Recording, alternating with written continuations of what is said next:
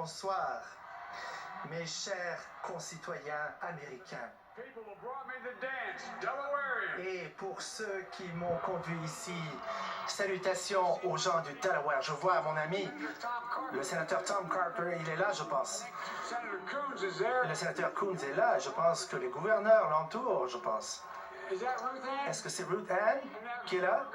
Et l'ex-gouverneur Ann Miller. Et ma sœur Valérie et ma belle-sœur également. Bon, voilà. Chers concitoyens, le peuple américain a parlé. Il nous a donné une victoire claire, une victoire convaincante, une victoire pour nous, le peuple. Nous avons remporté la victoire avec le plus grand nombre de votes de toute l'histoire des États-Unis. 74 millions de voix, le plus grand nombre de votes de notre histoire. Je dois admettre que ça m'a surpris. Mais ce soir, nous voyons partout dans la nation, toutes les villes, toutes les régions du pays, et en fait, même partout sur la planète, on voit qu'il y a un monde en liesse, les gens qui ont de l'espoir et qui ont renouvelé leur espoir en vue d'un nouveau jour qui naît aujourd'hui. Et ce sont des témoignages de confiance envers moi.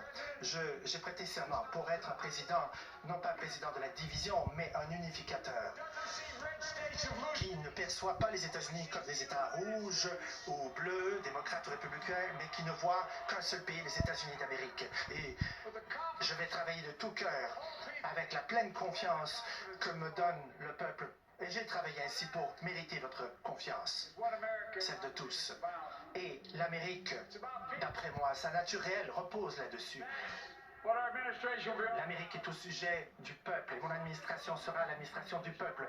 Cette administration sera maintenant ici pour restaurer l'âme des États-Unis, pour la classe moyenne, pour pouvoir lui donner une nouvelle chance et pour que les États-Unis d'Amérique soient respectés à nouveau sur l'échiquier planétaire. C'est le grand honneur de ma vie d'être ici. Il y a des millions, tellement de millions d'Américains qui ont voté pour cette vision, ce qui me rend fier. Et maintenant, le travail réel commence pour refléter cette vision. C'est la tâche de notre époque. Comme je vous l'ai dit souvent, mes chers concitoyens, à plusieurs reprises, je suis le mari de Jill Biden, ma femme, et je ne pourrais être ici au podium sans son amour, sans son plein appui.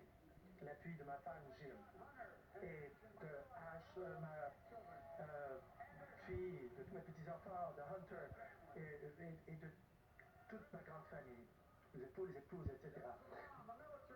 Jill est une éducatrice, c'est une mère aussi, elle s'est consacrée à l'éducation. Mais l'enseignement, ce n'est pas quelque chose qu'elle fait, c'est qui elle est. Les éducateurs, les enseignants, voyez-vous, je vous le dis, aujourd'hui est une journée formidable pour vous.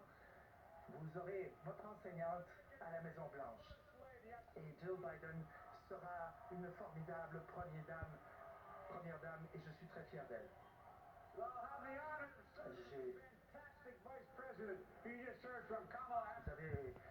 venez d'entendre Kamala Harris, qui sera une première vice-présidente américaine. Elle, c'est un moment d'histoire, ce sera la première vice-présidente américaine d'origine indienne et noire, fille d'immigrants d'origine indo-jamaïcaine. Alors, ne me dites pas que ces choses-là ne sont pas possibles aux États-Unis. Cela devait arriver bien avant. Et ce soir, on se rappelle à tous ceux qui ont lutté si fort depuis tellement d'années pour rendre ce moment possible. Encore une fois, les États-Unis